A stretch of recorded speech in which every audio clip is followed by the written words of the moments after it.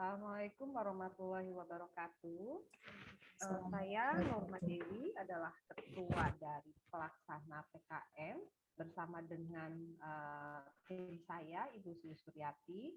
Hari ini saya akan melakukan presentasi hasil dari pengabdian yang kami lakukan yang berjudul Pengupayaan Kesehatan pada Komorbid COVID-19 yang mengarah kepada penyakit gagal ginjal kronik.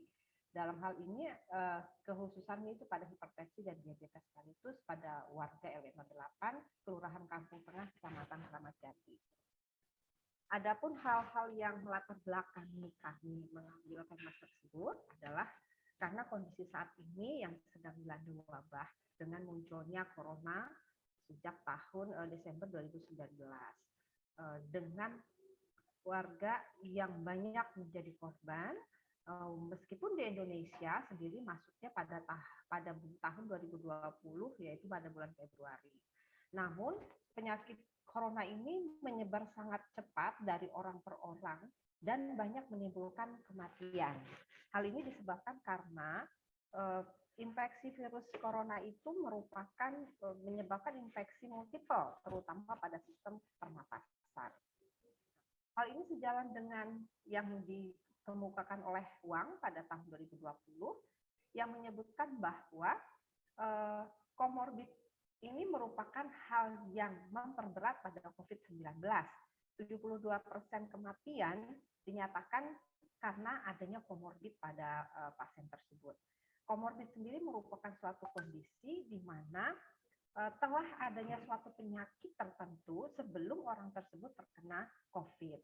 Namun selain penyakit, ternyata usia juga merupakan hal yang memperberat. Dalam hal ini adalah usia lanjut ya. Pada pasien-pasien yang tua itu mempunyai prognosis yang buruk jika terkena COVID-19.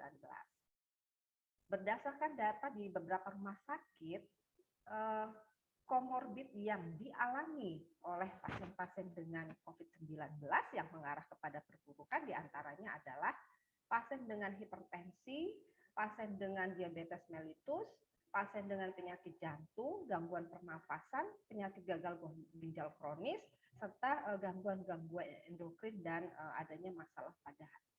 Nah, kalau penyakit gagal ginjal sendiri, kalau dilihat secara teori, penyebab utama terjadinya itu adalah hipertensi dan diabetes mellitus. Kedua penyakit ini merupakan bagian dari komorbid penyakit COVID-19. Sehingga bila pasien mengalami gagal ginjal kronik, maka bisa disebut bahwa pasien tersebut mengalami double komorbid. Terlebih apabila pasien tersebut sudah dalam usia tua. Sehingga sangat beresiko terburukan prognosis. Nah, permasalahan yang terjadi pada mitra kami, di mana pada warga RW 08 itu banyak terdeteksi adanya penyakit hipertensi, juga penyakit diabetes mellitus. Tetapi karena adanya suatu kebiasaan baru yang diterapkan dengan pembatasan-pembatasan, sehingga pasien-pasien yang biasanya bisa berobat dengan teratur, saat ini harus mengalami pemeriksaan-pemeriksaan ketat. Dan itu membuat masyarakat itu terputus aksesnya. Selain itu juga ada rasa cemas.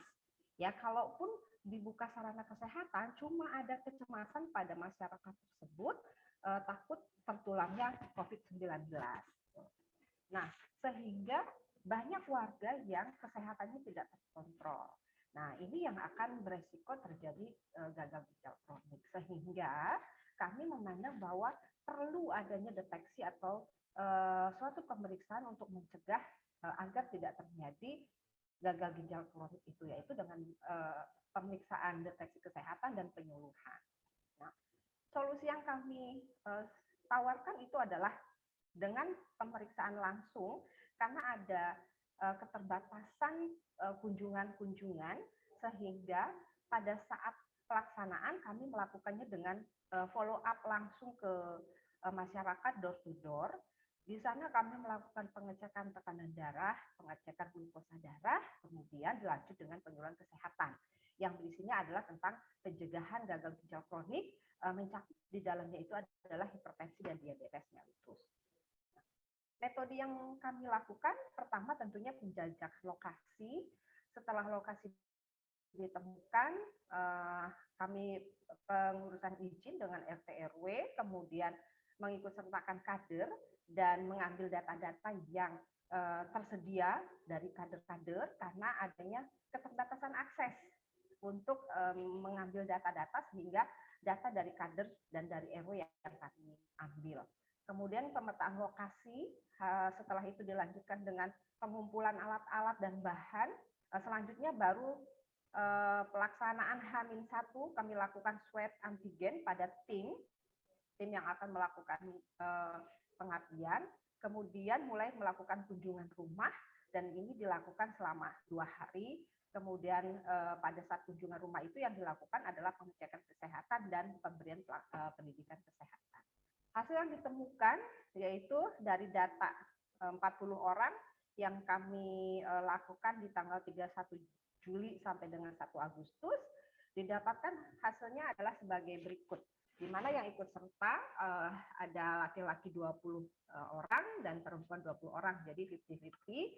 Kemudian dari hasilnya, di mana tekanan darah yang mengalami tekanan darah tinggi, kami batasi tekanan darah tinggi itu mulai dari 140, itu yang terdeteksi ada 24 orang atau 60%, kemudian yang tekanan darahnya normal 16 orang atau 40%. Kemudian untuk pengecekan gula darah, dari hasil pemeriksaan yang terdeteksi gula darahnya tinggi ada sekitar 12 orang atau 30%, sementara yang gula darahnya normal itu adalah 28 orang. Nah, sehingga apabila diakumulasi dari kadar gula darah dan dari hipertensi, maka yang beresiko untuk terjadi gagal ginjal kronis itu ada sekitar 26 orang atau sekitar 65%. Dan ini adalah masyarakat yang tidak melakukan pemeriksaan selama adanya pandemi. Jadi sekitar sudah hampir 2 tahun. Nah, ini yang akan beresiko terjadinya gagal ginjal kronis. Nah, kesimpulan dari hasil yang kami dapatkan, di mana adanya komorbid, adanya COVID-19 itu memunculkan suatu kebiasaan baru, dan kebiasaan baru itu berimbas hal yang baik juga berimbas pada hal yang buruk. Salah satunya adalah yang buruk itu kurang pergerakan, kemudian nutrisi yang cukup yang lambat laun menjadi sesuatu yang berlebih dan itu akan menimbulkan tekanan darah tinggi dan hipertensi dan itu menimbulkan terjadinya penyakit-penyakit pada usia-usia muda. Jadi kami dapatkan datanya itu pada usia 20-an dan awal 30-an itu sudah ada hipertensi dan sudah ada diabetes mellitus. Saran yang kami bisa berikan adalah kedepannya supaya bisa ada perluasan cakupan. Jadi yang tadi hanya 40 orang, mungkin bisa diluaskan, warganya juga bukan hanya warga 68 di 3 RT, tapi mungkin bisa lebih luas. Kemudian mencakup pada usia, bukan hanya usia tua, tapi pada usia-usia muda atau usia-usia dewasa muda. Demikian hasilnya, ini adalah dokumen-dokumentasi pada pelaksanaan kegiatan. Ini adalah referensi yang kami pakai. Demikian presentasi hasil Pemers yang kami lakukan. Akhir dan kurangnya kami ucapkan terima kasih. Saya tutup. Wabillahi taufiq wal hidayah. Wassalamualaikum warahmatullahi wabarakatuh.